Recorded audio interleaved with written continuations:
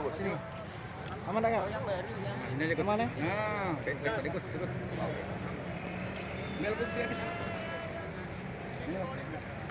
Coach, latihan sore ini apa, Coach? Latihan sore ini kita lebih banyak mengevaluasi, mempelajari dan arahan bermain bagaimana kita menghadapi Tiga Naga hari Kamis. Terus kelemahan kita perbaiki sedikit, terus keinginan kita perbaiki sedikit, karena taktikal ini hanya untuk mengingatkan aja. Tidak lama, cuma ingatkan aja, mudah-mudahan sedikit polesan ini ada manfaatnya juga untuk kita melawan Tiga Naga hari Kamis. Itu. Mungkin apa, Coach, yang jadi evaluasi kita dari laga terakhir musuh PSPS Semeru? Ya sebenarnya sih semuanya masalah taktikal aja sih.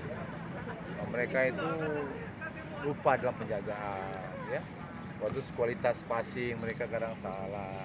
Bukan kita menyalahkan mereka, cuma kita memperbaiki. Yang harusnya di mereka ada opsi-opsi pilihan. Kalau harusnya dikasih di kanan, kalau di kanan lebih bagus, kenapa tidak di kanan? Itu aja mau kita perbaiki. Yang terakhir transisi dari menyerang bertahan sudah bagus, tapi kita perbagus lagi.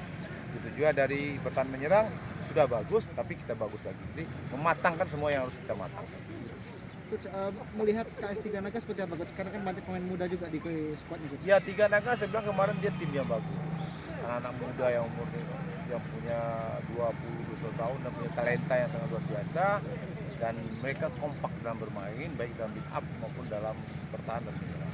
Ini harus kita sikapi karena motivasi dari mereka tentu ini ingin menunjukkan mereka memang terbaik di saat ini di tim yang ada mereka apa namanya mereka bela gitu. Mereka kan tidak mau main jelek. Jadi ini harus kita awasi dan kita tidak boleh menganggap remeh lagi dan menganggap enteng mereka. Coach, mungkin ada rolling pemain atau seperti apa, Coach, lawan Tiga Naga nanti? Sebenarnya bukan rolling pemain, cuma kebutuhan tim aja. Ya, soalnya seperti Obed ya, dia tidak bisa main, dia harus mainkan.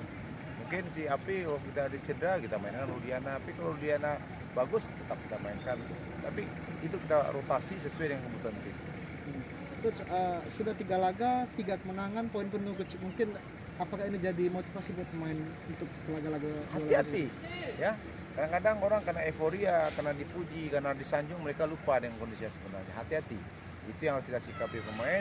Mudah-mudahan hasil ini mereka mungkin senang, oke. Tapi mereka harus awas karena tim-tim lain juga akan tetap berbahaya kalau kita tidak hati-hati. Itu aja.